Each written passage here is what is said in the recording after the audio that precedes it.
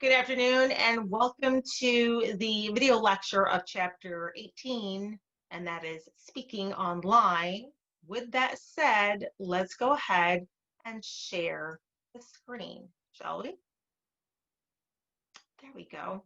Why is this like already having an issue for me? I think it's just popping up a little bit.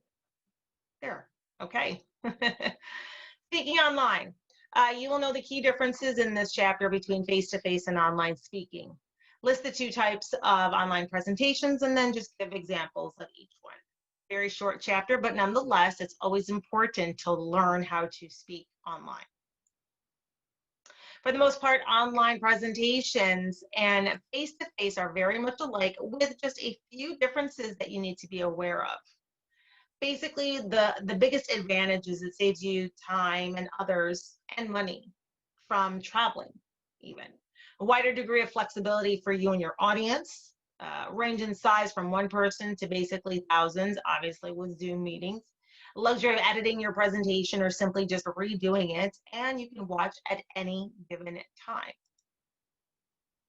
Now, the disadvantages, technology glitches, and we've seen them in the past and they will continue in the future. It's just a matter of trying to get as technically savvy as you possibly can.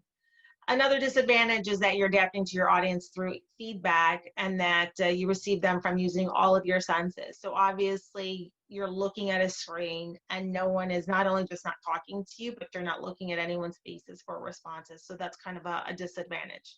Also, a person's tendency to seem wooden or stiff. You basically have to work harder to appear animated, perhaps by using more hand gestures than you would in a face-to-face speech. And also when you think about it, because you're not necessarily looking at someone or looking at people on their eyes, you tend to be a little bit more monotone. So everything when it comes to speaking online has to be in a more deliberate manner than normal. That is also something to think about when you move forward in your online presentations. When you speak online, you have to engage your audience. And again, it's a little bit harder than it is face to face, so you have to put in that extra effort. Your vocal tone needs to be more deliberate. You have to sound more conversational. You have to alternate in your pitch and your tone and your volume and your speech rhythms. You have to sound more pronounced. You have to appear more lively on the audience's screen and their speakers. So one little tidbit to think about because between the tone and the conversation is if you have to, there's a little bit of a tidbit, because you have to be more animated and the speech rhythms and appear more lively. Instead of thinking that this is just a screen that you're talking to, think of whoever that you're talking to into that little tablet that you're seeing right there, or that little camera that you're seeing right there, that there's someone that's there that you already know. Whether it's a parent, a sibling, a friend, your boss, whoever the case is, put that picture or put that person right in front of you or imagine that person so that way you know that you're thinking that you're actually speaking to someone rather than speaking into a little cubbyhole of a screen. Types of online presentations, there's synchronous presentations where you're speaking in real time, you're streaming, your webinars, and your actual interaction. Asynchronous presentation is just basically recorded presentations, kind of like what you're listening to right now, and it allows you to edit and with no interaction whatsoever. Using visual aids, the concept of face-to-face also applies to online. So whether or not you've done an online presentation, you still have to take into consideration the visual aids because right now you're getting a visual aid from me, but if you weren't, you'd be seeing me the entire time like this. And that kind of gets sort of boring and it doesn't necessarily enhance my message.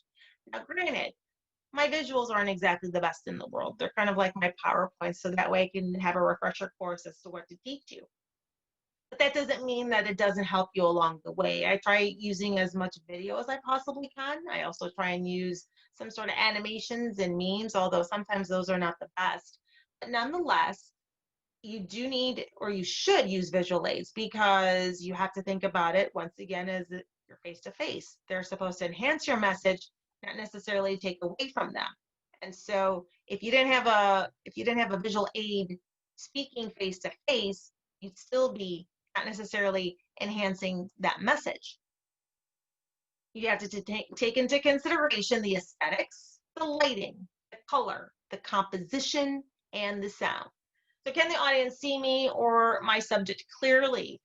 I'm in a space where I'm thinking that there is enough lighting. I'm hoping that there's enough lighting for you so that way I don't look too jarred, too shaded, whatever. The colors, are they aesthetic as well? Do they possibly symbolize my audience? Does the color contribute or is it a distraction from the message? And is it intentional? The composition, am I or is the subject in the center of the screen? And if not, is there a purpose of being off center? And there typically is, and is my background pleasing to the eye? Now, let's take a look at me. Get me off screen and get me into full screen. And I've said this before, right now I'm going to be kind of off screen and off center. And what you kind of want to do if you are going to be speaking online is not, although this looks great because I'm kind of within the composition of the screen, while you're doing presentations online, you do have to, prior to actually recording, make sure that you are standing up and within composition. Why? Because sitting down again doesn't necessarily seem aesthetically pleasing, and not just that, but you're disengaging, or I should say your audience is disengaging from you. So what you want to do is not only make sure that the lighting is good, some sort of, you know, flair, if you will, if you have to. Hopefully you have something to that effect. If you don't, then that's also perfectly understandable. But I can already tell that I am like just barely hitting the screen, which means that I would have to adjust the camera in order to make everything look proper. So again, even the composition on the screen is vitally important when you do presentations online. And why is it that I cannot seem to, there we go. Share this. Also sound. Can my audience hear my sound or my soundtrack? Is the volume adjusted appropriately? I know sometimes it can get a little jarring, and the best thing for you when you speak online is that if it's not, let's go back really quickly, if I can.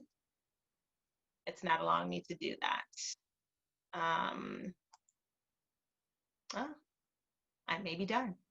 I may be done with that.